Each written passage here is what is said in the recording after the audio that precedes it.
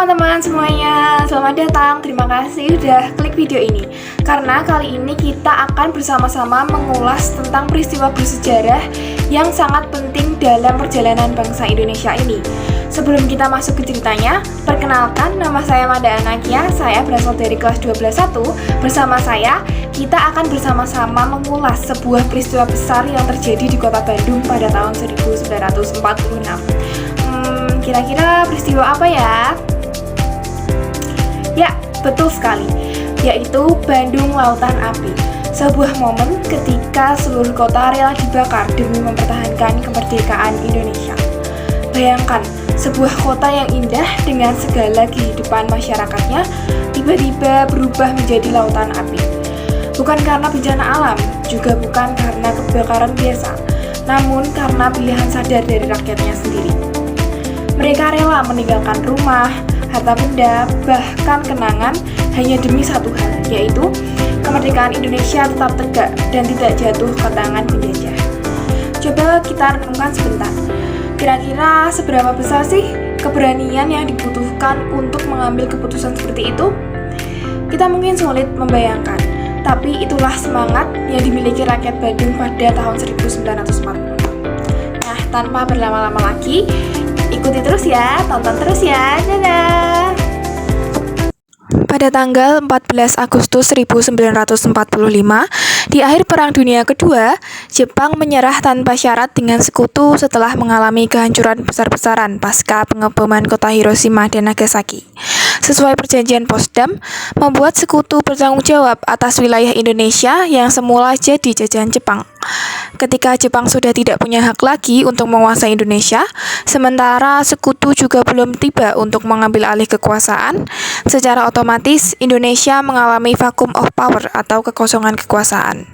Nah, pada saat inilah para pahlawan kemerdekaan Indonesia dapat memproklamasikan kemerdekaan pada tanggal 17 Agustus 1945.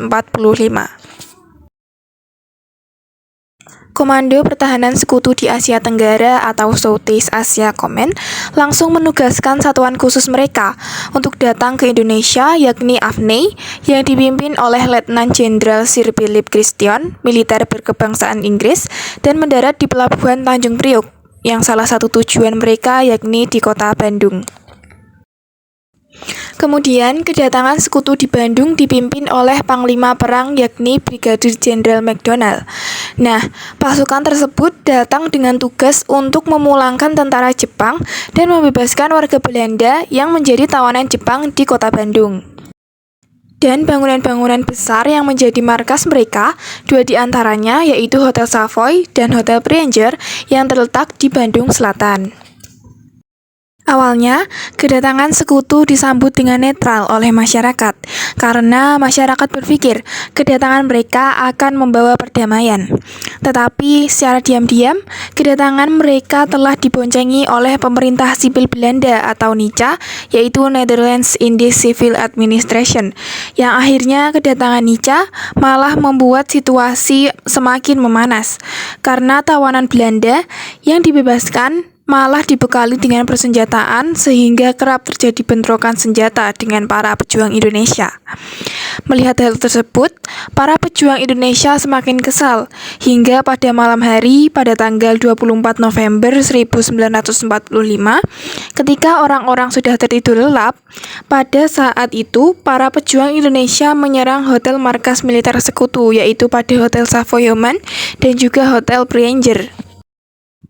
Akibat penyerangan tersebut, sekutu kemudian marah dan merasa terganggu hingga akhirnya mengeluarkan sebuah ultimatum.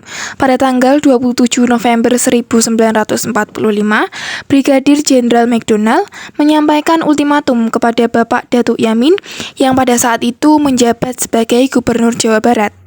Ultimatum ini berisi untuk membagi wilayah Bandung menjadi dua bagian, yaitu Bandung Utara dan juga Bandung Selatan yang pada saat itu dibatasi oleh rel kereta api. Nah, Bandung Utara ini akan menjadi wilayah sekutu, sedangkan Bandung Selatan akan menjadi wilayah pemerintah Indonesia. Dan ultimatum ini harus dilaksanakan selambat-lambatnya pada tanggal 29 November 1945. Jika warga Indonesia belum juga menarik diri dari Bandung Utara sampai dengan batas waktu yang telah ditentukan, sekutu tidak akan segan-segan untuk menangkap dan menembak siapapun yang melanggarnya. Namun, mengetahui ancaman tersebut justru diabaikan oleh para pejuang Indonesia karena mereka mengetahui maksud dari ultimatum tersebut adalah untuk menguasai seluruh wilayah Bandung sepenuhnya. Karena Bandung merupakan wilayah strategis yang terletak di tengah Pulau Jawa, sehingga Bandung ingin dijadikan sebagai pangkalan militer sekutu. Nah, sejak saat itu, bentrokan senjata antara pejuang Indonesia dan sekutu pecah selama berbulan-bulan. Perlawanan warga Bandung juga dilakukan oleh para pedagang yang sepakat untuk memboikot para pembeli dari Bandung Utara yang didominasi oleh sekutu. Nah, karena itu pun, sekutu harus mengirim logistik makanan dari Jakarta. Ada salah satu penyerangan yang paling fenomenal, yaitu ketika konvoi besar sekutu Inggris yang diserang oleh warga Sukabumi di wilayah Bojong Kokosan. Peristiwa Bojong Kokosan ini terjadi pada tanggal 9 Desember 1945 sebelum pasukan Inggris melewati daerah Bojong Kokosan. Komandan Letkol Edi Sukardi bersama pejuang lainnya telah lebih dulu membuat peta penyerangan sepanjang 81 km dengan titik utama yakni di Bojong Kokosan. Pertempuran ini menyebabkan satu persatu tentara sekutu mulai berjatuhan. Peristiwa Bojong Kokosan ini dapat menjadi pukulan besar bagi sekutu karena pasukan yang dikirim untuk konvoi adalah pasukan yang sebelumnya memenangkan Perang Dunia Kedua. Nah, karena konflik bersenjata di Bandung belum juga usai, pada tanggal 23 Maret 1946, Brigadir Jenderal McDonald akhirnya mengeluarkan kembali ultimatum yang kedua. Dan ultimatum ini langsung ditujukan pada Perdana Menteri Indonesia, yaitu Sultan Syahrir. Ultimatum itu berisi agar warga Bandung dan juga pasukan bersenjata Indonesia segera meninggalkan Bandung Selatan dengan radius 10-11 km menjauhi pusat kota. Jika ultimatum ini tidak dipenuhi sampai pada tanggal 24 Maret 1946, maka pada saat jam 12 malam, sekutu akan membombardir kota Bandung hingga habis. Menanggapi hal tersebut, Perdana Menteri Sultan Syahrir meminta Jenderal A.H. Nasution sebagai pimpinan tentara di Bandung untuk menuruti ultimatum tersebut. Setelah banyaknya pertumpahan darah, Sultan Syahrir lebih memilih berjuang melalui jalur diplomasi. Menanggapi hal tersebut, akhirnya Jenderal Nasution pergi menemui sekutu untuk bernegosiasi dengan memperpanjang atau menunda ultimatum kedua tersebut. Dikarenakan transportasi yang kurang memadai untuk mengungsikan warga Bandung. Namun, pihak sekutu langsung menolak dan malah menawarkan 100 truk mereka untuk membawa warga Bandung keluar dari pusat kota. Tetapi, hal tersebut ditolak oleh A.H. Nasution dan kemudian ia pun kembali ke pos komando.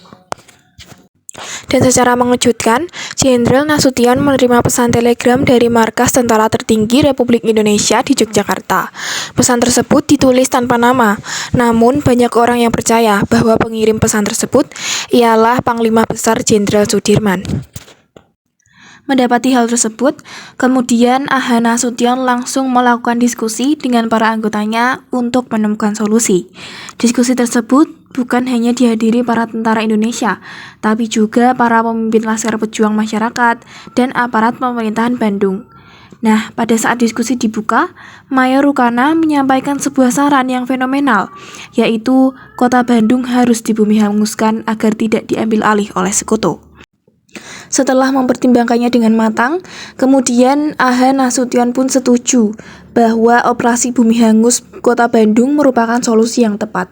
Nah, di hari itu juga, pada tanggal 24 Maret 1946, jam 2 siang, Tentara Republik Indonesia menyiarkan agar warga Bandung segera meninggalkan kota hingga pukul 10 malam. Warga Bandung pun serentak berbondong-bondong meninggalkan rumah mereka. Menjelang maghrib, rombongan mereka sudah terlihat semakin banyak. Dan di sisi lain pun, Jenderal Nasution bersama pasukan yang lain sedang menyusun strategi bumi hangus yang akan dilakukan tepat pada pukul 10 malam. Namun, sayangnya di luar dari rencana mereka, pada pukul 8 malam, gedung Indicia Restoran sudah meledak terlebih dahulu. Alhasil, operasi bumi hangus pun dimulai lebih cepat dan disusul dengan pembakaran gedung-gedung lainnya. Nah, seperti itulah sejarah mengenai salah satu peristiwa Bandung Lautan Api. Semoga dengan adanya video ini kalian bisa lebih memahami tentang peristiwa Bandung Lautan Api ya. Terima kasih sudah menonton. Dadah!